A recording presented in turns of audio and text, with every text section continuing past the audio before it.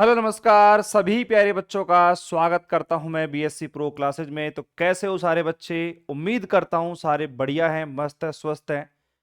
और अब आपको पहला वीडियो देखने के बाद इतना कॉन्फिडेंस तो आपको हो चुका होगा कि सर जो पढ़ाएंगे आंख बंद करके हम उसको पढ़ लें तो हम 100% पास जरूर हो जाएंगे। ठीक है? और मतलब 4 से 5 दिन के अंदर जब आप लेक्चर देखोगे, चीजों को पढ़ोगे, आपको ऑटोमेटिक सारे डाउट क्लियर हो जाएंगे ऑटोमेटिक। ठीक है, चलिए तो अपन स्टार्ट कर रहे थे एनालिटिक फंक्शन, विश्लेषिक फलन। बेसिक को साथ में लेके चलना बहुत जरूरी है। छोटी छोटी परिभाषाएं भी आती हैं, उनके बिना क्वेश्चन नहीं कर पाएंगे अपन। सम्मिश्र चर का फलन, function of a complex variable, क्या होता है? सिंपल सी बात समझिएगा कि किसी दिए हुए प्रांत या फिर डोमेन में z के प्रत्येक मान के संगत w के एक या अधिक निश्चित मान प्राप्त होते हैं, तब w z का सम्मिश्र फलन कहलाता है। इसे w बराबर एफ ऑफ जेड द्वारा निरूपित किया जाता है। ठीक है, w बराबर एफ ऑफ जेड बराबर आप देख सकते हो यू एक्स वाई प्लस में आयोटा वी एक्स वाई। एक चीज और बता दूं आपको मैं, ये जो कंप्लीट पीडीएफ है ना, आपको अपने नोट्स वाले सेक्शन में देखने को मिल जाएगी। इस पीडीएफ के अंदर जो मैंने इंपॉर्टेंट क्वेश्चन दिए हैं उनका सॉल्यूशन भी है, और जो मैंने नहीं दिए हैं उनका भी सॉल्यूशन है।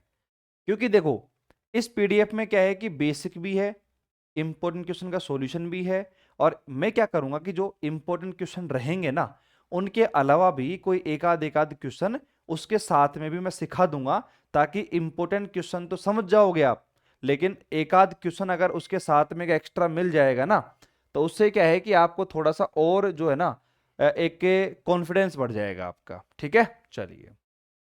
इन a given domain capital D, one or more values of w correspond to each value of z, then w is called complex function of z and it denoted by w बराबर f of z मेरे पास। ठीक है, और अगर मेरे पास f of z बराबर Z square है तो मैं उसको कैसे लिख सकता हूं? इस प्रकार, z का मान x प्लस आईटा वाई, इसका होल स्क्वायर ओपन करेंगे।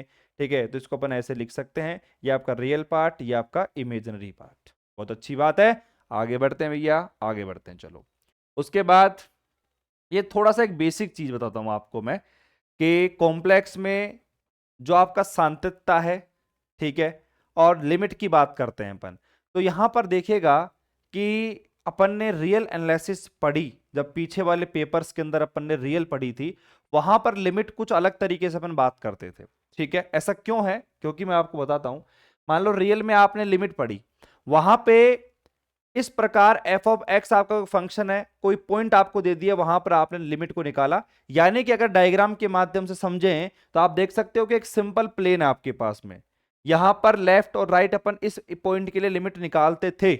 लेकिन अब कॉम्प्लेक्स में आपको पता है कि डायग्राम के माध्यम से बात करें तो यहां पर यार x और y दो प्लेन है। ठीक है, मतलब 2D में बात कर रहे हैं अपन। तो अब यहां पर जो पॉइंट आपका होगा, इस पॉइंट पर आने के अपने पास बहुत सारे रास्ते हैं, बहुत सारे तरीके हैं, इनफिनाइट रास्ते में कह सकता हूं कि कॉम्प्लेक्स में किसी भी पॉइंट के लिए हो सकते हैं। जबकि रियल में तो आप देख सकते हो कि वे लेफ्ट और राइट तो आ सकते हैं इस पॉइंट के लिए, बट जब आपका पॉइंट कुछ ऐसा होगा तो इसके लिए कहीं से भी अपन कोई सा भी पाथ चूज कर सकते हैं।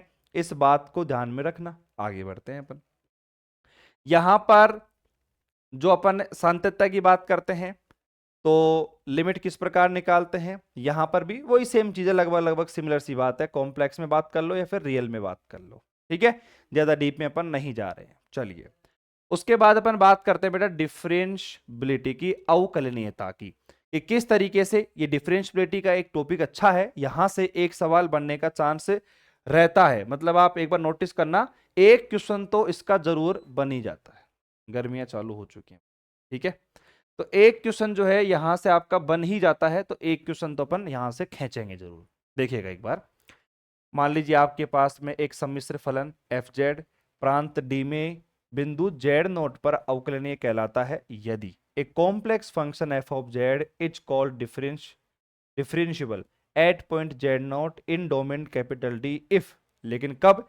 जब आपके पास ये परिभाषा देखो, लिमिट जेड से z naught f of z minus का f of z naught, z minus का जेड नॉट। फॉर्मूला याद है, सब कुछ आपके कदमों में है, इस बात का ध्यान रखना, ठीक है।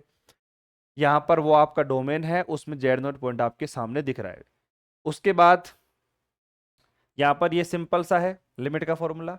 हम डिफरेंशियबिलिटी को किस प्रकार दिखाएंगे, एफ डैश जेड नोट, किस पॉइंट के लिए ज्ञात कर रहे हैं भैया, जेड नोट के लिए। तो एफ डैश जेड नोट बराबर आपका जो फॉर्मूला है वो यहां पर वो ऐसे कैसे अपन ने लिख दिया है। तो किस तरीके से दिखाएंगे वो भी आपको पता लग गया डिफरेंशियबिलिटी अवकलनीयता के बारे में, क्योंकि एक सवाल यहां से बनेगा, इसीलिए अपन ने बात करी यहां पर। इसकी दूसरी डेफिनेशन, एक सम्मिश्र फलन एफ ऑफ जेड प्रांत डी में अवकलनीय कहलाता है यदि, जब हमारे पास limit f of z plus का जेड डेल जेड माइनस का एफ ऑफ जेड और डेल जेड मेरे पास में, इसका लिमिट निकालेंगे अगर ये एग्जिस्टेंस है या नहीं है। देखो क्या बात है कि भाई जैसे मान लीजिए कई बार आपको डोमेन के अंदर किसी एक पॉइंट के बारे में बात बता रखी है कि भाई मेरा तो जेड नोट पॉइंट है, ये जो मैं बात बोल रहा हूं बहुत इंपॉर्टेंट है, आगे काम आने वाली है। मैं क्या कह रहा हूं ध्यान से सुनना।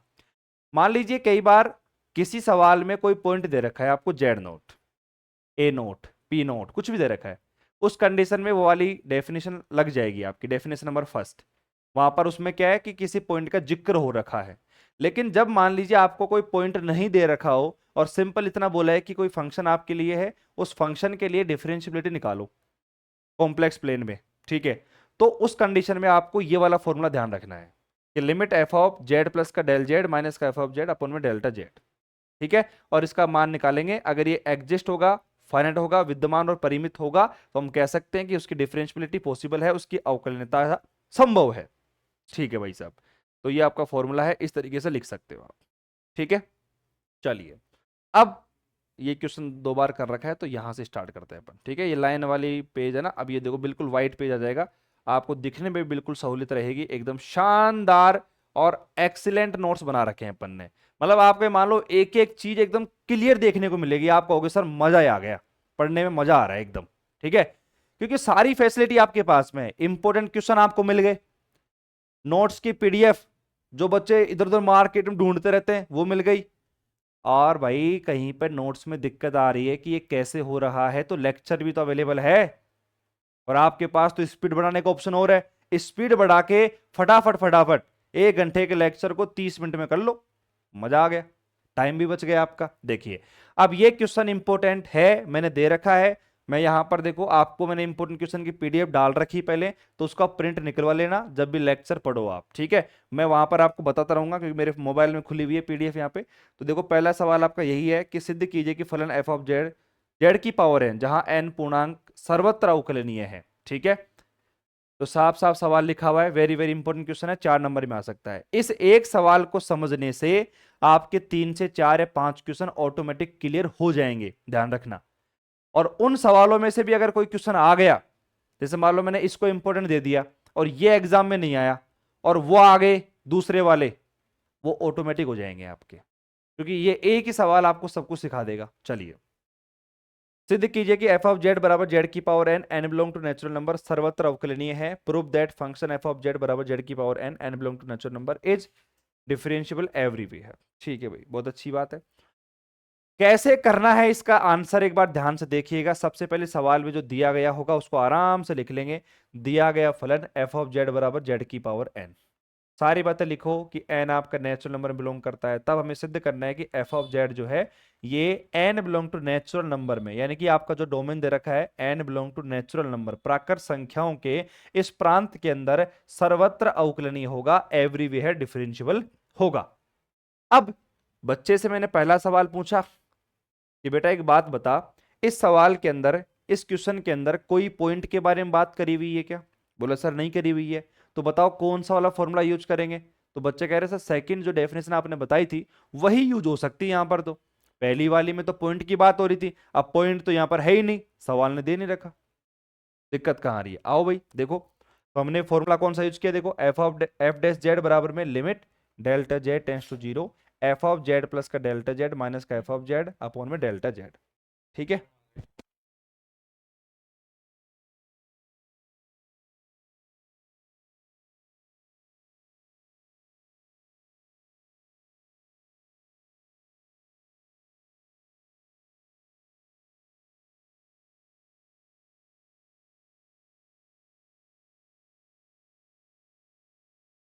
हाँ भाई, तो देखो ये आपका सिंपल सा फॉर्मूला हो गया, बहुत अच्छी बात है। अब इस फॉर्मूले में ये सवाल कितना सिंपल है पता है, 12वीं क्लास में ये काम आपने किया हुआ है। वो जो अगर है गुरुजी बिल्कुल किया हुआ है। कैसे, देखो फॉर्मूला आपके सामने है, फंक्शन आपको दे रखा है एफ ऑफ जेड। अब आपको पता है जेड की पावर एन आपको मेन फंक्शन दे रखा है, इसी के हिसाब से काम करना है अपन को। आपको पता है यहां पर अपन को एफ ऑफ जेड प्लस में डेल्टा जेड का मान चाहिए, तो कुछ नहीं करना, यहां पर आप जेड की जगह जेड प्लस में डेल्टा जेड कर दो, पावर एन कर दो। तो फॉर्मूले में जब मैंने मान रखा तो मेरे पास देखो, हमारे पास में लिमिट एफ ऑफ जेड का मान जेड प्लस में डेल्टा जेड की पावर एन माइनस का एफ ऑफ जेड कितना है मेरे पास में जेड की पावर एन अपन डेल्टा जेड। अब इसको सोल्व कर लेंगे अपन। इसको सिंपल करना ही तो थोड़ा सा क्या है कि बच्चों को डिफिकल्ट लगता है, जो कि है एक्चुअली में है नहीं। 11वीं 12वीं क्लास का बेसिक यहां पर काम आएगा, एक बार चेक कर लेना। आओ भाई देखो, यहां पर इसको सोल्व करते हैं अपन। आपको पता है कि यहां पर delta z tends to zero, अभी प्रेजेंट टाइम में अगर मैं एज इट इज लिमिट को अप्लाई कर दूंगा तो बेटा यहां पर आपका फंक्शन जो है डिफाइन नहीं हो पाएगा। भाई आप देखो यहां पर जीरो कर दूं मैं, 1 में जीरो इन्फिनिट बन जाएगा, तो आपका फंक्शन डिफाइन नहीं है। जब डिफाइन ही नहीं होगा उसकी लिमिट, तो डिफरेंशियबल कैसे हो जाएगा? इस बात को सोच के देखना। कई बार बच्चे सोचते हैं कि गुरुजी लिमिट तो यहां पर लगा दो, डायरेक्ट पुट कर दो वैल्यू को। अरे जब उसने बोला है सवाल ने कि इसको डिफरेंशियबल प्रूफ करो, तो प्रूफ करने के लिए तो यहां पर फॉर्मूला डिफाइन भी तो होना चाहिए। अब यहीं पर लिमिट लगा दोगे तो ये तो डिफाइन ही नहीं हो रहा, 1/0 इन्फिनिट बन रहा है। तो आगे बढ़े, आओ क्या करना है अपन को। जेड की यहां पर देखो अपन को फॉर्मूला बनाना है। मैंने क्या करा, जेड की पावर एन को बाहर ले लिया, मतलब आप देखो पावर आप अंदर देख सकते हो, तो जेड की पावर एन डेल्टा जेड की पावर एन। तो मैंने क्या करा कि यहां से जेड की पावर एन को बाहर खींच लिया, क्योंकि ये इधर भी है इधर भी है। जब मैंने बाहर खींचा तो इधर बन गया 1 प्लस में डेल्टा जेड अपन में जेड की पावर एन, तो ऐसे कैसे -1 यहाँ पर बन गया अपन में डेल्टा जेड, ऐसे कैसे आपका। उसके बाद आपको सबको पता है कि जो आपकी बाइनोमियल प्रमेय होती है, द्विपद प्रमेय, 1 प्लस एक्स की पावर एन, फॉर्मूला क्या होता है 1 प्लस एन एक्स प्लस में n n minus one multiply में एक्स स्क्वायर अपन फैक्टोरियल 2, 11वीं क्लास में सीख लिया अपन ने, ठीक है। इसका यूज करके मैं इसको ओपन कर सकता हूं, इस वाले टर्म को ओपन कर सकता हूं। चलो भाई ओपन करके देखते हैं।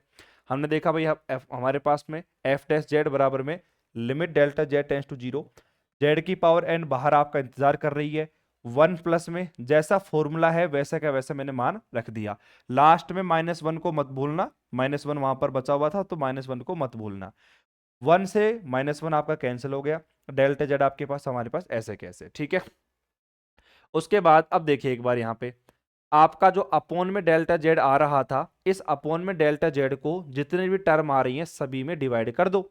तो जैसे आप डेल्टा जेड से भाग लगाओगे तो ये वाला तो कैंसिल हो जाएगा, यहां पर एक डेल्टा जेड बच जाएगा। अब आगे इस प्रकार आप मान को पुट कर सकते हो। तो हमारे पास बाहर क्या था, जेड की पावर एन आपका ऐसे कैसे, यहां पर जब डेल्टा जेड का भाग लगा दिया आपने तो हमारे पास ये टर्म बच रही है।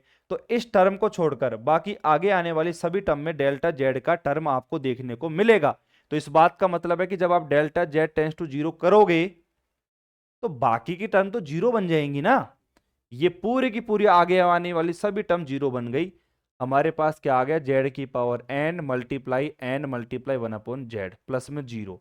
अब आप देख सकते हो कि यहां पर एन मल्टीप्लाई जेड को मैं ऊपर लेके आऊंगा, पावर -1, यहां पर आपस में बेस समान है, घातें जुड़ जाएंगी, तो एन मल्टीप्लाई जेड की पावर n-1। तो यहां पर ये क्या है मेरे पास में, एग्जिस्ट एंड फाइनाइट। यानी कि जो आपका एफ डैश जेड है अकॉर्डिंग टू फॉर्मूले के हिसाब से मैंने प्रूफ कर दिया कि ये एग्जिस्ट भी है और फाइनाइट भी है। तो जो आपका फंक्शन था एफ जेड बराबर जेड की power n, n belong to natural number, अपने डोमेन अपने प्रांत, और प्रांत क्या होता है, जहां पर आपके एन को डिफाइन कर रखा होता है। कहां कर रखा है, प्राकृत संख्याओं के अंदर, वहां पर अपना इसका डिफरेंशियबिलिटी है वो पॉसिबल है। तो हम कह सकते हैं कि एवरीवेयर ये क्या हो जाएगा, डिफरेंशियबल हो जाएगा। सवाल हो गया, 4 नंबर आपके पक्के हो गए। बताओ, एक बार थोड़ा रिसर्च करो, थोड़ा देखो इसको, क्या कोई दिक्कत है आपको, कोई परेशानी है? मेरे हिसाब से बिल्कुल भी नहीं होनी चाहिए, ठीक है। चलो भाई, तो ये वाला सवाल आपने कर लिया ना भाई, तरीके से कर लिया, चेक कर लो आप यहां तक प्रॉपर तरीके से। कोई समस्या है तो बताओ भाई, फटाफट से एक बार सोच लो एक बार दिमाग में। हाँ भाई, तो समझ में आ गया होगा ये सवाल तो आपको। अब देखिए इसमें अब एक बेनिफिट बताता हूं आपको, ठीक है। जैसे एक सवाल तो आपने कर लिया, अब सिमिलर आपको इस वाले नोट्स के अंदर आपको और भी क्वेश्चन मिलेंगे। देखो इसी प्रकार के 4-5 क्वेश्चन है देखो इसके अंदर। जैसे मान लो ये क्वेश्चन है, ये बोल रहा है कि एफ ऑफ जेड जो है वो जेड बार आपके पास एक फंक्शन है, ये अवकलनीय नहीं है, डिफरेंशिएबल नहीं है। तो बच्चे के माइंड में एक दिमाग में बात क्लिक हुई कि सर फॉर्मूला तो वही लगेगा, ठीक है, लेकिन जब इसकी लिमिट की वैल्यू निकालेंगे ना तो वहां पर वो डिफाइन नहीं हो पाएगी। जैसे वहां पर तो डिफाइन हो गई, यहां पर डिफाइन नहीं हो पाएगी, तभी तो डिफरेंशिएबल नहीं होगा। एक बार देखो, अपन डायरेक्ट देखो फॉर्मूला अप्लाई किया, सब कुछ अप्लाई कर लिया अपन ने, लास्ट में जाके आप देख सकते हो कि यहां पर क्या आ गया, लिमिट डेल्टा जेड, अब वो यहां पे डेल्टा जेड बाहर आ गया। अब आप चेक कर लो कि यहां पर आप जब लिमिट को पुट कर रहे हो तो 1/0 कितना आ गया, इन्फिनाइट। तो यहां पर इस चीज को इस तरीके से डिफाइन करके रख रखा है कि अपन दो कंडीशन पर बात करेंगे अपन, एक तो एक्स एक्सिस के रेस्पेक्ट में और एक वाई एक्सिस के रेस्पेक्ट में। इसमें दो केस बनेंगे, एक तो देखो लिमिट कितनी आ गई 1, एक आ गई मेरे पास -1, और दोनों बराबर नहीं है भाई साहब, दोनों बराबर नहीं है, तो इसका मतलब कि डिफरेंशिएबल नहीं हो पाएगा। बस ये कंडीशन है। सॉल्यूशन आपके सामने है, तरीका आपको मैंने बता दिया है, क्वेश्चन आपको पता लग ही गया है, तो अब दिक्कत आएगी ही नहीं। ठीक है, अब इसी प्रकार से आपका एक अगला क्वेश्चन है, देखो एफ ऑफ जेड बराबर मेरे पास में कितना है, मॉडुलस जेड का स्क्वायर है। अब ये उसी के कॉपी पेस्ट वर्जन है, उसी के कॉपी वर्जन है, कॉपी, सेम सवाल, कॉन्सेप्ट सेम, फंक्शन आपका अलग हो गया। अब आप इसको एक बार फिर देख लीजिए, भाई मॉडुलस जेड मेरे पास में है, यहां पर आप ये कह सकते हो कि भाई जेड का मान क्या होता है, एक्स मतलब एक्स प्लस माइटा वाई होता है। आप इसको ओपन करोगे तो x square plus y square मेरे पास इसका मान बन जाएगा। यहां पर आप इसको सोल्व कर लो आराम से, क्या दिक्कत है, वही आपके पास परिभाषा वगैरह है, वही आपका फॉर्मूला है, वही आप इसको डिफाइन करो, इसके लिमिट को अप्लाई करो, और सारी चीजें आपको यहां पर देखने को मिल जाएंगी। ये ये जो सवाल है ना, ये एक दूसरे से कनेक्टेड सवाल है, सारे के सारे क्या है, कनेक्टेड सवाल है। ठीक है, चलिए उसके बाद में ये वाली थ्योरम जो है ये इंपॉर्टेंट थी, तो वो सवाल हो गए आपके, एक सवाल सिखाया, दो तीन सवाल ऑटोमेटिक बन गए, उनमें से एक सवाल डेफिनेटली बन जाता है। उसके बाद मैं देख पा रहा हूं कि मैंने जो इंपॉर्टेंट क्वेश्चन आपको बताया था उसमें अपनी ये वाली थ्योरम जो है ये इंपॉर्टेंट मैंने दे रखी है, तो बस इस पर फोकस करेंगे। अब इसको समझते हैं एक बार, आइए, इंपॉर्टेंट क्वेश्चन है तो ये, परिमित अवकलज के अस्तित्व के लिए सातत्य आवश्यक प्रतिबंध है परंतु पर्याप्त नहीं। Continuity is the necessary condition for the existence of finite derivative but not sufficient। देखो एक तो होती है आवश्यक शर्त, एक होती है पर्याप्त शर्त, नेसेसरी कंडीशन और सफिशिएंट कंडीशन। क्या फर्क है, क्या मतलब है इस चीज का, देखिए इस पूरी थ्योरम का एक ही चीज में अपन यहां पर डिफाइनेशन कर सकते हैं। कैसे, मान लीजिए नेसेसरी कंडीशन क्या होती है, मान लीजिए कोई फंक्शन है और वो फंक्शन डिफरेंशिएबल है, अवकलनीय है, तो गारंटी है कि वो आपका सातत्य भी होगा, यानी कि उसकी डेरिवेटिवनेस की अपन बात करते हैं, वो भी यहां पर अपन को देखने को मिलेगा, कॉन्टिन्यूटी भी वहां पर वो डिफाइन कर देगा। अगर वो डिफरेंशिएबल है तो सांतत्ता यानी कि कॉन्टिन्यूटी को शो करेगा, 100% करेगा, ये इसकी नेसेसरी कंडीशन, आवश्यक शर्त, अब क्या नाम है, आवश्यक शर्त है। लेकिन बात करते हैं पर्याप्त शर्त की, सफिशिएंट कंडीशन की, वहां पर क्या होगा कि जब मैं इसको उल्टा चेक करने जाऊंगा, मतलब हमारे पास कोई फंक्शन है, मान लीजिए वो कैसा है आपका, कॉन्टिन्यूटी को शो करता है, ठीक है, सांतत्ता को शो करता है, तो कोई जरूरी नहीं है कि वो डिफरेंशिएबल शो करे। पूरी थ्योरम का आंसर ये दो स्टेटमेंट आपको दिखा रहे हैं।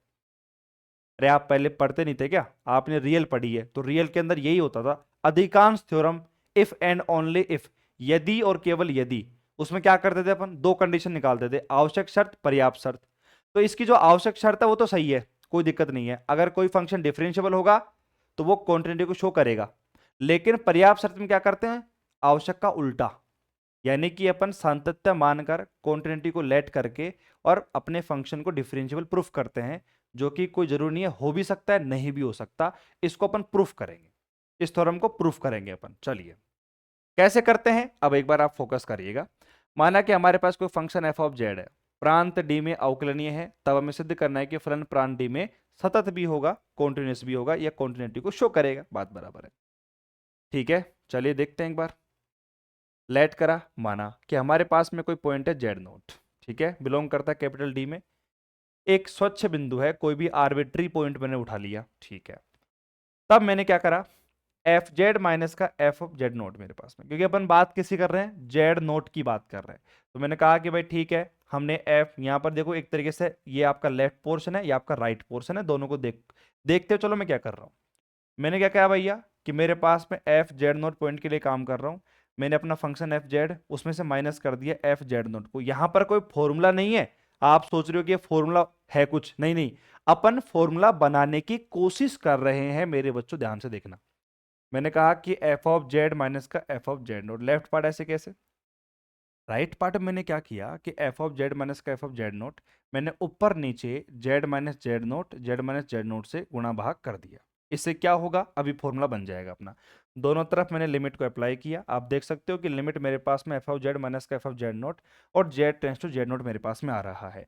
लिमिट को मैंने अप्लाई कर ही दिया है, लिमिट जेड से z naught F Z minus का एफ जेड नोट, और यहाँ पर ऊपर नीचे मैंने गुणा भाग कर ही दिया है, आपके सामने की बात है, ठीक है।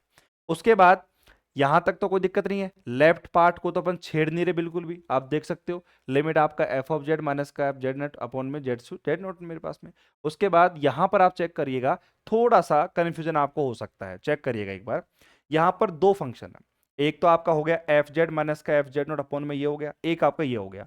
लिमिट दोनों जगह अप्लाई होगी, क्योंकि जेड नोट जहां जहां पर होगा वहां पर अपनी लिमिट को अप्लाई अपन को करना पड़ेगा। तो मैंने यहां पर इसके ऊपर लिमिट को अप्लाई कर दिया और एक मैंने यहां पर इसको लिमिट को अप्लाई कर दिया, ठीक है। यहां पर एफ जेड माइनस का f z note, Z minus का जेड नोट, ये आपका एक लिमिट का ये जो अपना डिफरेंशियबिलिटी का अवकलनीयता का फॉर्मूला बन चुका है, आप चेक कर लेना। ये मैंने आपको डेफिनेशन नंबर फर्स्ट में सिखाया था।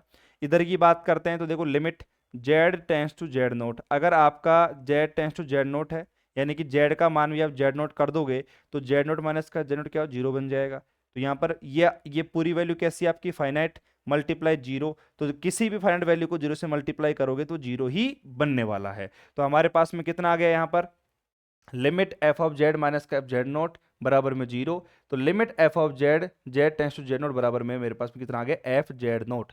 और this is the property of continuity, शांतता।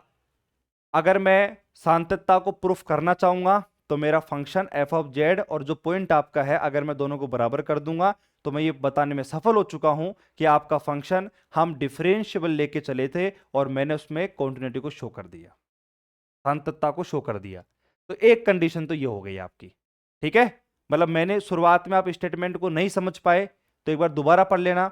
मैं अपने फंक्शन एफ जेड को एक डिफरेंशिएबल अवकलनीय फंक्शन लेके चला हूं और मैंने उसमें कॉन्टिन्यूटी को प्रूफ कर दिया। एक तरीके से आपकी नेसेसरी कंडीशन, आवश्यक शर्त मैंने प्रूफ कर दी।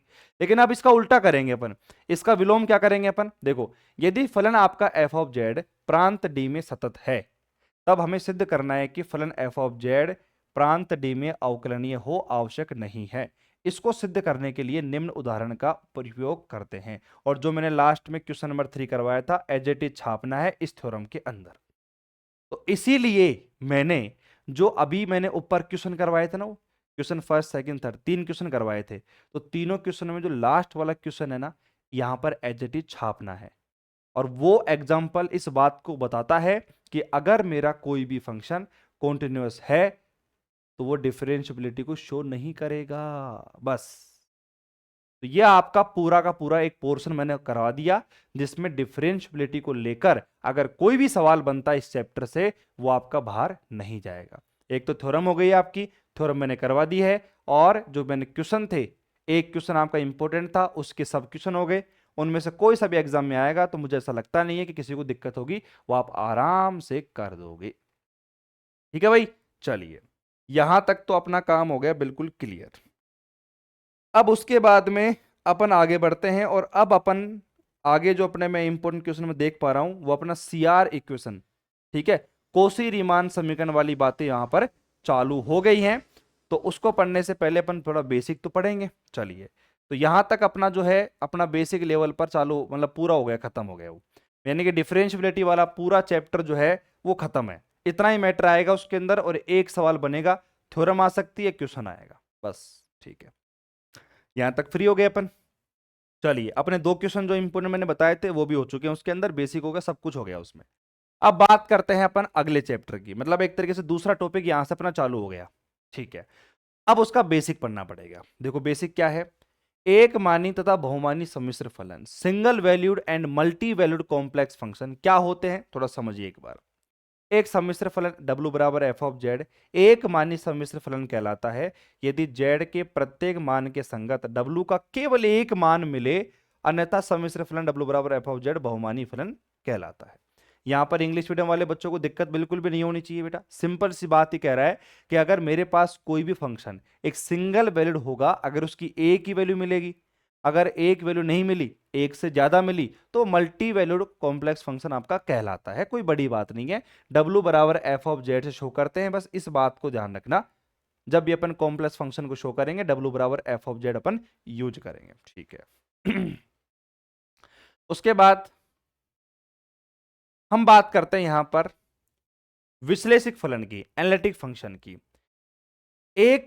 एक मानी सम्मिश्र फलन यानी कि सिंगल वैल्यूड फंक्शन की अपन बात करते हैं। एक मानी सम्मिश्र फलन एफ जेड प्रांत डी में विश्लेषिक फलन कहलाता है यदि फलन प्रांत डी के प्रत्येक बिंदु पर परिभाषित व अवकलनीय हो। कोई भी फंक्शन आपका एनालिटिक फंक्शन कहलाता है कब, जब वो, पहली चीज तो सिंगल वैल्यूड फंक्शन होना चाहिए, ठीक है। सिंगल वैल्यूड फंक्शन हो और आपका जो भी डोमेन दे रखा है उस डोमेन के एवरी पॉइंट पर, जो भी आपका पॉइंट दे रखा है उस एवरी पॉइंट पर डिफाइन होना चाहिए और डिफरेंशिएबल भी होना चाहिए। यह आपकी डेफिनेशन है एनालिटिक फंक्शन की। इंग्लिश में लिखा हुआ नहीं है तो कोई बात नहीं, मैं प्रॉपर तरीके से हिंदी और इंग्लिश दोनों को लेके चलूंगा, यहां पर आपको बिल्कुल दिक्कत नहीं आएगी। तो w बराबर एफ ऑफ जेड आपका एक एनालिटिक फंक्शन कहलाता है, लेकिन कब कहलाएगा, जब वो अपने डोमेन के एवरी पॉइंट पर क्यों डिफाइन होना चाहिए और डिफरेंशिएबल होना चाहिए, अवकलनीय होना चाहिए। कैसे इसको यूज करेंगे वो बात की बात है। ये बात हो गई क्लियर एकदम तरीके से, डेफिनेशन यहां पर प्रॉपर हो गई साफ। चलिए अपन आगे बढ़ते हैं। अपन अब बात करते हैं अपन आंशिक अवकलज की, पार्शियल डेरिवेटिव की। देखो बेटा ये चीजें हमने फर्स्ट ईयर में पढ़ ली थी। जब पार्शियल डेरिवेटिव की अपन बात करते हैं आंशिक अवकलज की, तो ये हमने फर्स्ट ईयर में जो अपने बुक आती है कैलकुलस उसमें पढ़ लिया था, उसी का फॉर्मूला यहां पर अपन लिख रहे हैं। केवल फॉर्मूला याद करना है, ज्यादा कुछ दिमाग नहीं लगाना है, ठीक है। देखो बेटा हमारे पास कोई भी फॉर्मूला, जैसे मान लो हमारे पास फंक्शन है z बराबर जेड एक्स, इसमें दो वेरिएबल है x y, और z तो मेरे पास में, तो यहां पर आप देख सकते हो कि भाई z जो है आपका वेरिएबल ये x और y के ऊपर डिपेंड कर रहा है। तो दो तरीके के वेरिएबल हो गए, एक तो डिपेंडेंट और एक इंडिपेंडेंट। डिपेंडेंट कौन मेरे पास में है, यहां पर z मेरे पास में x और y के ऊपर डिपेंड कर रहा है, और यानी कि x और y क्या है, इंडिपेंडेंट स्वतंत्र चर की तरह काम कर रहा है, ठीक है। अब यहां पर एक फॉर्मूला देखो, मान लीजिए मैं z का x के रेस्पेक्ट में पार्शियल डेरिवेटिव करता हूं, तो उसका फॉर्मूला सिंपल वे में याद रख लो, काम हो जाएगा अपना। क्या फॉर्मूला बनता है इसका, देखो लिमिट मेरे पास में, जब x के रेस्पेक्ट में काम कर रहा हूं तो x में ही परिवर्तन चेंज को मैं दिखाने वाला हूं फॉर्मूले के अंदर। तो चेक कर लो आप आराम से, z x प्लस में डेल्टा x, y में कोई चेंज नहीं है, x प्लस में डेल्टा x माइनस का z x कोमा वाई अपन डेल्टा x। आप देख सकते हो कि पहले हमारे पास मान था z x कोमा वाई, आप देखो यहां से यहां तक पहुंचे तो x में ही चेंज हो रहा है, ये आपका डेल्टा z अपन डेल्टा x कहलाता है। वैसे सेम y की बात करें तो यहाँ पर x में कोई चेंज नहीं है, y से y प्लस में डेल्टा वाई, आपका फॉर्मूला आपके सामने, रट दो इसको। क्या कहता हूं मैं, रट दो, और कोई बड़ी बात नहीं है, ये सब कुछ पहले सीख के आ चुके हैं अपन, ठीक है भाई। तो आपका आंशिक अवकलज पार्शियल डेरिवेटिव का फॉर्मूला भी यहां पर क्लियर हो गया, अगर काम आएगा तो यहां पर इसको यूज करेंगे। उसके बाद अपन आगे बढ़ते हैं, हार्मोनिक फंक्शन, प्रंशवादी फलन, बहुत बहुत बहुत इंपॉर्टेंट है ये, ध्यान रखना, काफी काफी ज्यादा इंपॉर्टेंट है, क्योंकि हार्मोनिक जो फंक्शन होता है वो अपने काम की चीज है। सवाल के अंदर बोलेगा कि भाई साहब हमारे फंक्शन को एनालिटिक बताओ, ठीक है, और एनालिटिक बताने के साथ साथ आप हार्मोनिक भी बताओ, प्रंशवादी फलन बताओ। तो क्या कैसे प्रूफ करते हैं इसमें अपन, लाप्लास समीकरण आपने जरूर पढ़ा होगा फिजिक्स के अंदर। लाप्लास इक्वेशन होती है d2f अपॉन में dx स्क्वायर प्लस में d2 अपॉन dy स्क्वायर। अगर ऐसी कंडीशन को जीरो के बराबर आप करके दिखा दोगे, यानी कि आप f का, और यहां पर ये मेरे पास में दूसरा अपना फंक्शन f मेरे पास में है, उसका x और y के रेस्पेक्ट में डबल डेरिवेटिव करके उसको जीरो के बराबर दिखा दो, ये आपका लाप्लास समीकरण कहलाता है। अगर आप ऐसा कर दोगे तो आपका फंक्शन जो है प्रंशवादी हार्मोनिक बन जाएगा। बहुत ही सिंपल चीज है। एक फलन x u x y प्रांत d में प्रंशवादी फलन कहलाता है यदि फलन u x y प्रांत d में लाप्लास समीकरण को संतुष्ट करता है। ठीक है भैया, लाप्लास इक्वेशन को ये आपका सेटिस्फाई करेगा, तो वो हार्मोनिक कहलाएगा। ये बेसिक के अंदर चीजें आती हैं जो मुझे पढ़ानी जरूरी है। ठीक है, चलिए अब यहाँ पर एक एग्जाम्पल है जो कि एग्जाम में नहीं आएगा, सिंपल सी बात है। ये कह रहा है कि भाई ये हमारे पास में कोई क्वेश्चन है, आप ये चेक करके बताओ कि ये आपका प्रंसवादी है या नहीं है, हार्मोनिक है कि नहीं है। तो भाई चेक कैसे करेंगे, देखो यू एक्स वाई बराबर हमारे पास कोई फंक्शन दे रखा है x³ माइनस का 3x² y, समीकरण नंबर 1। हम क्या करते हैं भैया, x यहाँ पर समीकरण नंबर 1 का x के रेस्पेक्ट में आंशिक अवकलन करते हैं, पार्शियल डेरिवेटिव करते हैं। d2u/x², यहाँ पर सबसे पहले समीकरण नंबर 1 का अपन x के रेस्पेक्ट में डेरिवेटिव करते हैं। देख लो आप यहाँ पर एक बार डेरिवेटिव करो, दोबारा करो, 6x का मान आएगा। ध्यान रखना पार्शियल डेरिवेटिव में डेरिवेटिव उसी का होता है जिसका रेस्पेक्ट में अपन कर रहे हैं। जैसे x के रेस्पेक्ट में कर रहे हैं तो y से कोई मतलब नहीं है, y तो कांस्टेंट की तरह काम करता है।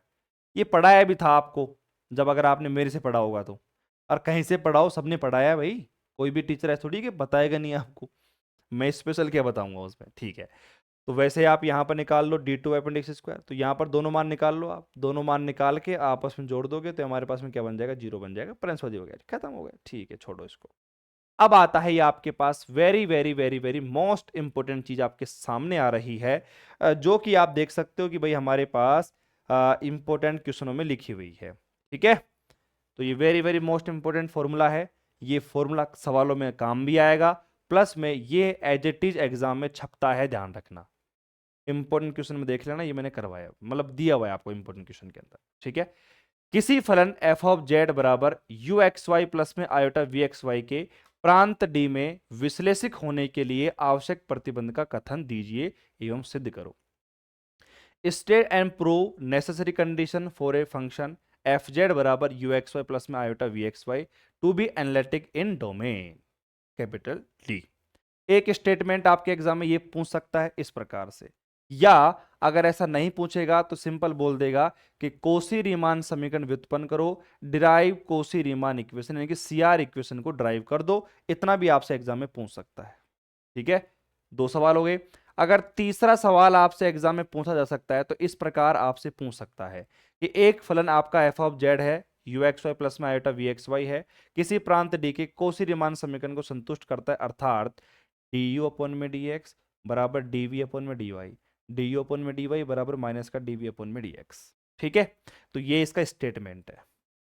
तो 3 तरीके से एग्जाम में आ सकता है, किसी भी प्रकार आपसे पूछा जा सकता है। हमारा जो मेन मोटिव है वो है सीआर इक्वेशन को प्रूफ करना, और वो क्या होते हैं, ये होते हैं, इसको इसके बराबर करना है और इसको इसके बराबर करना है। आपको 4 नंबर बिल्कुल पॉकेट में आपके ऐसे रख दिए जाएंगे चुपचाप।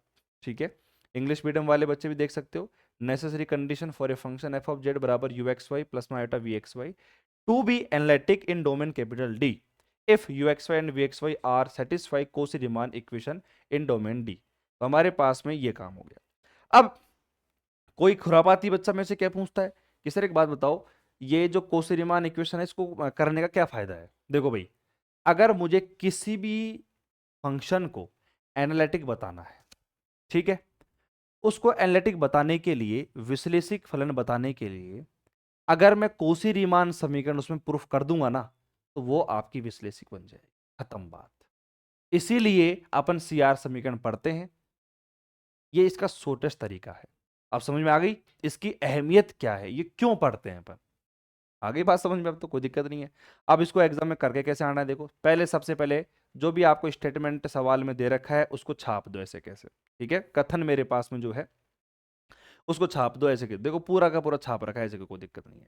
अब यहां पर देखिए प्रूफ कैसे करते हैं। माना माना फलन आपका क्या है, एफ ऑफ जेड।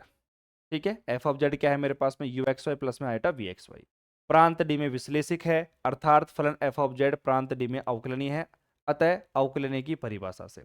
अब आप एक बार ध्यान समझनिया, ध्यान से समझनिया, सही तरीके से समझना। यहां पर क्या बोला है मैंने कि आपके पास कोई फंक्शन एफ ऑफ जेड, ठीक है, और यू एक्स वाई प्लस में आयोटा वी एक्स वाई मेरे पास में, ठीक है, कोई दिक्कत वाली बात नहीं है। आपका फंक्शन जो है ना वो कैसा है, डी में विश्लेषिक है। अब कई बच्चे दिमाग खराब हो रहा है, गुरुजी एक बात बताओ, आपने तो यूं कहा था कि अगर किसी भी फंक्शन एफ जेड को विश्लेषिक बताएंगे तो उसमें सीआर समीकरण प्रूफ करनी पड़ेगी। तो यहां पर तो विश्लेषिक दे रखा है अपन को, तो ये तो समझ में नहीं आ रही बातें।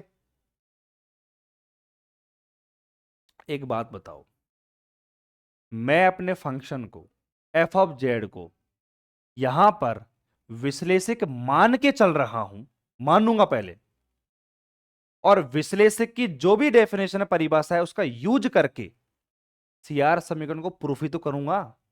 जब मैं विश्लेषक फलन की परिभाषा का यूज करके कोशी रीमान समीकरण के इक्वेशन को प्रूफ कर दूंगा, तभी तो बता सकते हैं ना बाद में ये कह सकते हैं अपन कि अगर मैं किसी भी फंक्शन में सीआर समीकरण बता दूंगा तो मेरा फंक्शन ऑटोमेटिक एक एनालिटिक फंक्शन बन जाएगा, एक विश्लेषक फलन बन जाएगा। तो हम यहां पर पहले अपने फंक्शन को एनालिटिक लेके चलेंगे, ध्यान रखना, तब हम सीआर समीकरण को प्रूफ कर पाएंगे। अब समझ में आ गई बातें, कोई दिक्कत नहीं है। तो आप स्टेटमेंट पर फोकस जरूर करिएगा, ठीक है। यहां पर हर एक बात बारीकी से लिखी हुई है। माना कि f of z u x y plus में आयोटा वी एक्स वाई, दो फंक्शन की रिक्वायरमेंट पड़ती है अपन को, यानी कि एक्स और वाई वेरिएबल की रिक्वायरमेंट है, तो अपन ने यूज कर लिया। तो एफ ऑफ जेड बराबर क्या है मेरे पास, यू एक्स वाई प्लस में आयोटा वी एक्स वाई, और स्ट्रक्चर तो वही है अपने पास में, जेड बराबर एक्स प्लस आयोटा वाई, वो जो आपकी कॉम्प्लेक्स नंबर की स्ट्रक्चर है वही स्ट्रक्चर है, ठीक है। प्रांत डी में कैसा है, विश्लेषक है, इस वाली बात को भी स्पेशल तौर पर ध्यान रखना, विश्लेषक है, अर्थात फलन एफ जेड प्रांत डी में अवकलनीय भी होगा, अतः अवकलनीयता की परिभाषा से। अगर आपका वो मतलब एनालिटिक फंक्शन है, अगर वो आपका विश्लेषक फलन है, तो विश्लेषक फलन की परिभाषा से क्या कहती परिभाषा, कि भाई कोई भी फंक्शन आपका एफ जेड है वो डोमेन डी के एवरी पॉइंट पर डिफरेंशियबल होगा। तो अगर विश्लेषक दे रखा है तो डिफरेंशियबिलिटी की परिभाषा का यूज कर सकते हैं अपन, तो वही तो लिखा है यहां पर। Let a function f of z बराबर यू एक्स वाई प्लस में iota v x y be an analytic function in domain D, that means function f of z is differential या फिर डिफरेंशियबल, जो भी आप बोल सकते हो, then from definition of differentiability, ठीक है। डिफरेंशियबिलिटी की परिभाषा साफ साफ कहती है, हम यहां पर यूज कर रहे हैं। देखो भैया, एफ डैश जेड बराबर में लिमिट एफ जेड प्लस में डेल्टा जेड माइनस का एफ ऑफ जेड, ये वाली परिभाषा जानते हो, परिभाषा को, परिभाषा मैंने लिखा रखी है, कोई दिक्कत वाली बात नहीं है, ठीक है। अब एक बात बताओ, मेरे पास में जेड है, उसका मान होता है एक्स प्लस में आयोटा वाई, अगर मैं यहां पर डेल्टा लगा दूंगा तो भैया पूरा डेल्टा में चेंज हो जाएगा, डेल्टा जेड बराबर में डेल्टा एक्स प्लस में आयोटा डेल्टा वाई। अगर मैं यहाँ पर देखो जेड प्लस में डेल्टा जेड है, दोनों का मान है, आपस में जोड़ देना, बहुत बात बराबर है, ठीक है। एफ जेड बराबर मेरे पास में कितना है, यू एक्स वाई प्लस में आयोटा वी एक्स वाई। अगर मैं यहां पर एफ जेड प्लस में डेल्टा जेड का मान निकालता हूं इस फॉर्म में, तो कैसे आएगा, आपके सामने है। यू मेरे पास ऐसे कैसे, एक्स प्लस में डेल्टा एक्स, वाई प्लस में डेल्टा वाई, आयोटा वी मेरे पास में एक्स की जगह एक्स प्लस में डेल्टा एक्स और वाई प्लस में डेल्टा वाई। बस यहां पर बिल्कुल आराम आराम से बता रखा है कि इस फॉर्मूले में अकॉर्डिंग टू थ्योरम के हिसाब से मान कैसे पुट करना है। हेलो, ठीक है भाई, चलो आगे बढ़ते हैं अपन, आगे बढ़ते हैं अपन, ठीक है भाई, चलो आगे बढ़ते हैं। देखिएगा, तो एफ डैश जेड बराबर मेरे पास में फॉर्मूले में मैंने मान पुट कर दिया, ये पूरा का पूरा मान किसका है, एफ जेड प्लस में डेल्टा जेड का, तो ये मान पूरा उसका, उसके बाद में ये आपका एफ ऑफ जेड का मान है यू और वी की फॉर्म में, ठीक है, अपॉन में डेल्टा एक्स प्लस में आई टू डेल्टा जेड मेरे पास में। यहां हम दो स्थितियों पर विचार करेंगे। अब देखो, दो स्थितियों पर विचार क्यों करते हैं, ये बच्चे के मन में सवाल आता है। पहला सवाल, देखो बेटा, सीधी सी बात है कि जब कॉम्प्लेक्स नंबर की बात करते हैं तो वहां पर दो प्लेन आते हैं, एक तो एक्स और एक वाई। जब मैंने कॉम्प्लेक्स प्लेन आपको समझाया तो मैंने क्या कहा था आपसे कि यहां पर इस तरीके से कहानी बनती है भैया, रेड कलर, देखो इस तरीके से कहानी बनती है, ये मेरा एक्स और ये मेरा वाई प्लेन है। इस पॉइंट पर आने के मेरे पास बहुत सारे तरीके हैं, मैं किधर से भी आ सकता हूं। तो पहले केस में अपन एक्स एक्सिस के रेस्पेक्ट में बात कर लेंगे, फिर वाई एक्सिस के रेस्पेक्ट में बात कर लेंगे, ठीक है भैया। आगे बढ़ते हैं अपन, आगे बढ़ते हैं, चलो। यहां हम दो स्थिति पर विचार करते हैं। समीकरण नंबर एक आपके पास में, कोई दिक्कत वाली बात नहीं है, ठीक है। केस नंबर फर्स्ट आपके पास में है, जब आपके पास delta z tends to zero हो एक्स अक्ष के अलोंग। आपको पता है कि भाई एक्स अक्ष के ऊपर अपन बात करेंगे, तो जहां पर अपना delta z tends to zero लेके चलेंगे। अब आपको सीधी सी बात है कि जब मैं वाई अक्ष पे बैठा रहूंगा तो एक्स जीरो हो जाएगा, जब मैं एक्स अक्ष पे बैठूंगा तो वाई जीरो बनेगा कि नहीं बनेगा, बनेगा। केस लिए क्यों, इसलिए तो लिए, ठीक है। एक्स एक्स के रेस्पेक्ट में काम कर रहे हैं। तो समीकरण नंबर 1 में जो अपना मान था वहां पर आपको पता है डेल्टा वाई जहां पर भी दिख रहा, पूरे फॉर्मूले में आप चेक कर लो, जहां पर भी डेल्टा वाई था वहां पर 0 पुट कर दिया गया है, चेक कर लीजिए। ठीक है भाई साहब, ठीक है। और एक और चीज, फॉर्मूले के अंदर जहां पर भी डेल्टा जेड टेंस टू 0 था वहां पर डेल्टा एक्स टेंस टू 0 कर दिया है, क्योंकि अपन एक्स एक्सिस के रेस्पेक्ट में काम कर रहे हैं। इस बात का विशेष तौर पर ध्यान रखना है। ठीक है, बात क्लियर हो गई? ठीक है, कोई दिक्कत नहीं है। अब देखो यहां पर आपके पास क्या है, यू एक्स प्लस में delta x comma y plus में आयोटा वी और x प्लस में delta x comma y minus का ये आ गया। अब मैंने क्या करा कि इस पूरे फॉर्मूले में मैंने एक सोचा कि यार एक काम करते हैं, रियल पार्ट को अलग कर लेते हैं और आयोटा वाले पार्ट को अलग कर लेते हैं। तो देखो आपके सामने की बात है, हमने रियल वाले पार्ट को अलग कर लिया। देखो यू एक्स प्लस में delta x comma y minus का यू एक्स वाई, और जो आयोटा वाली वैल्यू थी आयोटा मल्टीप्लाई में लिमिट लगा दी यहां पर प्रॉपर तरीके से, और उनको मैंने अलग कर लिया। ठीक है, अब आप यहां पर थोड़ा फोकस करोगे, मतलब आप अगर अपने अंतर ध्यान अंतरात्मा से थोड़ा सोचो तो याद करो, मैंने अभी थोड़ी देर पहले आपको आंशिक अवकलन के फॉर्मूले बताए थे, पार्शियल डिफरेंशिएशन के फॉर्मूले बताए थे। इस पूरे फॉर्मूले को अगर मैं शॉर्ट फॉर्म में लिखना चाहूंगा तो मैं कैसे लिखूंगा, मैं ऐसे लिखूंगा। इस पूरे फॉर्मूले को अगर मैं शॉर्ट फॉर्म में लिखना चाहूंगा तो मैं ऐसे लिखूंगा, डीवी अपॉन में डीएक्स की फॉर्म में। आयोटा इसके मल्टीप्लाई में है तो देखो आयोटा यहां पर भी मल्टीप्लाई में दिख रहा है। तो कहने का मतलब जब मैंने एक्स एक्स के रेस्पेक्ट में काम किया तो मेरा एफ डैश जेड कितना आ गया, डी यू अपॉन में डी एक्स। आप इसको स्मॉल लिख सकते हो, कोई दिक्कत नहीं, वो तो स्मॉल ही लिखना है, ठीक है, बड़ा मत लिखना। तो डी यू अपॉन में डी एक्स, और ध्यान रखना कई बच्चे ऐसे बनाएंगे, भाई साहब ये डी नहीं बनाना, टोटल डेरिवेटिव को शो करता है, अपन को बनाना पार्शियल डेरिवेटिव, स्मॉल डी बनाना है, यहां पर सारी बातें ध्यान रखना। ठीक है, तो ये कैसे बना, ये कैसे बना, ये सबको पता है, फॉर्मूला मैंने सिखा दिया था, वो याद होना चाहिए, ध्यान रखना इस बात का क्लियर तरीके से। ठीक है भाई यहां तक क्लियर है। उसके बाद अपन थोड़ा आगे चलते हैं, वाई एक्स के रेस्पेक्ट में काम करते हैं। बेटा बिल्कुल सिंपल सा गेम है। यहां पर आपका फॉर्मूले के अंदर जो मान था किसका, y का मान, सॉरी x का मान था, उसको 0 कर देंगे पूरे फॉर्मूले में से, तो आयोटा डेल्टा y नीचे बच जाएगा। ठीक है, उसके बाद में आपको पता है कि यार नीचे की तरफ यहां पर आयोटा बन रहा है, तो इसको मैंने 1 में आयोटा बाहर ले लिया। अरे बाहर ले लिया कि नहीं ले लिया, बाहर ले लिया। उसके बाद में अब आप देख सकते हो लिमिट लगाई, और जो भी आपका रियल पार्ट है उसको मैंने अलग कर लिया, जो आपका इमेजिनरी पार्ट है उसको अलग कर लिया अपन ने। ठीक है, और एक चीज बताऊं मैं आपको यहां पर, ठीक है, अपना आयोटा वाई अपन ने बाहर कर लिया है। ठीक है, और एक बात बताऊं आपको, थोड़ा समझो ध्यान से ये तो बेसिक चीज बातें हैं।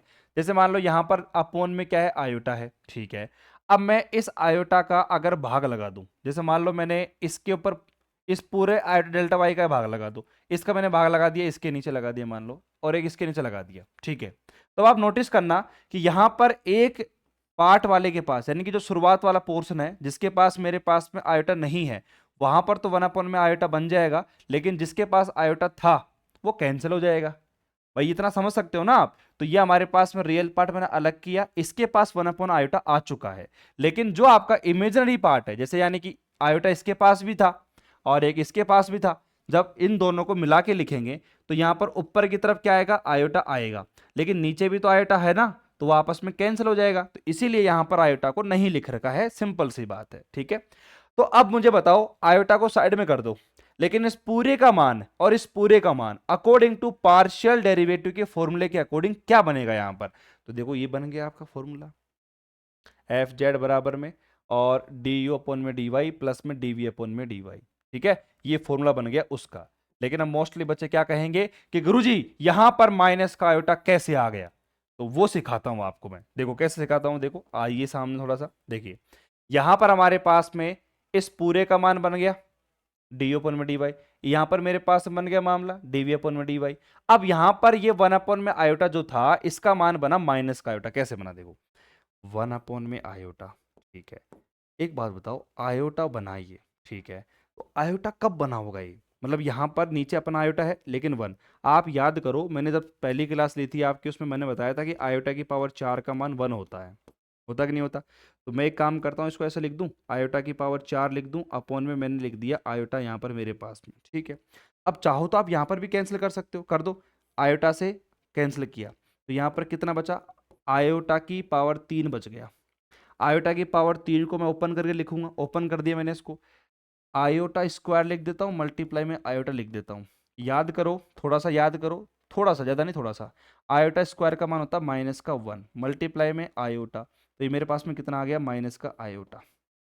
तो कभी भी ध्यान रखना, अगर 1 में आयोटा लिखा हुआ हो तो मैं उसको माइनस का आयोटा लिख सकता हूं। ये काफ़ी वेरी वेरी इंपॉर्टेंट चीज़ है, बहुत जगह काम आएगी इस चैप्टर में।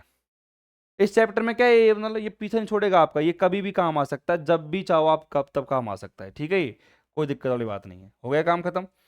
तो ये हमारे पास में आपका समीकरण नंबर 3 बन गया, जिसमें एफ डैश जेड बराबर माइनस का आयोटा डी अपन में डी वाई प्लस में डी वी अपन में डी वाई आपका बन चुका है। तो आपके पास समीकरण नंबर 1 तो 2 बन गया, एक समीकरण नंबर 3 बन गया। अब दोनों का यूज करके अब यहां पर अपन फॉर्मूला बनाते हैं। आओ, एफ डैश जेड का अस्तित्व है तब, अब देखिएगा भैया, एफ डैश जेड बराबर मेरे पास में क्या आ गया, समीकरण नंबर 2 और 3 को आपस में बराबर कर दिया मैंने। तो अब बराबर करा तो हमारे पास में क्या आ गया, देखो डी ओपन में डी एक्स आ गया प्लस में iota d v upon d x. समीकरण नंबर 2 का मान तो ये रहा, बराबर समीकरण नंबर 3 का मान क्या है, माइनस का आयोटा डीवी अपॉन में डी वाई प्लस में डीवी अपॉन में डी वाई मेरे पास में, ठीक है। वास्तविक व काल्पनिक भागों की तुलना करने पर जो भी आपके पास रियल पार्ट है, यानी कि देखो डी यू अपॉन में डी एक्स बराबर किसके कर दिया, डीवी अपॉन में डी वाई के। और जो आपके पास में काल्पनिक भाग है यानी कि आयोटा वाले पार्ट है, आयोटा आपके पास ऐसे कैसे, तो डीवी अपॉन में डी एक्स जो है वो माइनस के डीवी डी यू अपॉन में डीवाई के बराबर आ जाएगा, चेक कर लो आप।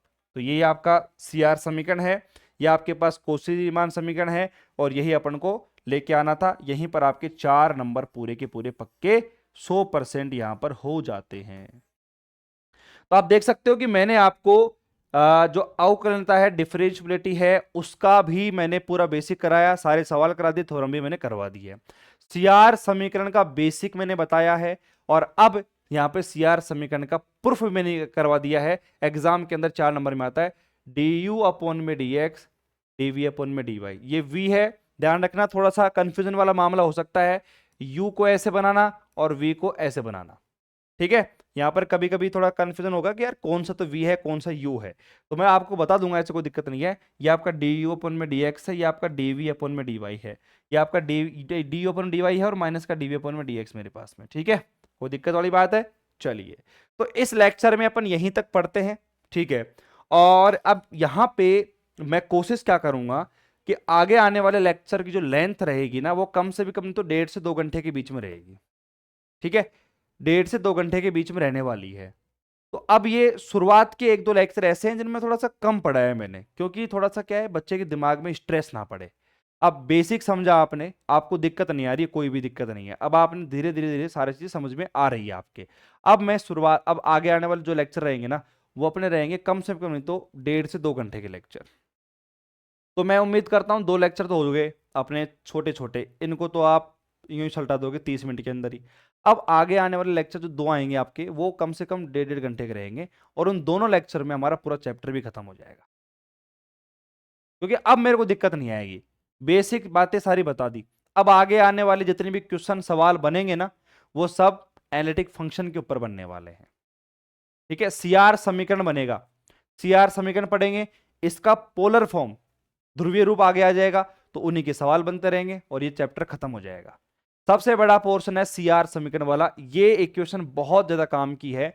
यहां से आपके सबसे ज्यादा सवाल, यानी कि 2 क्वेश्चन, 4-4 नंबर के 2 क्वेश्चन बनने का प्रबल दावेदार है। एक तो बनता है, लेकिन 2 भी बन सकते हैं यहां से, ठीक है। बाकी मैं जो पढ़ाऊंगा उससे बाहर नहीं जाएगा, इस बात का ध्यान रखना। चलिए, तो अपन मिलते हैं अपन एक नेक्स्ट लेक्चर में, तब तक के लिए टेक केयर, बाय बाय, धन्यवाद, जय हिंद, जय भारत, राधे राधे भैया, जय श्री कृष्ण, ठीक है भाई, चलो धन्यवाद।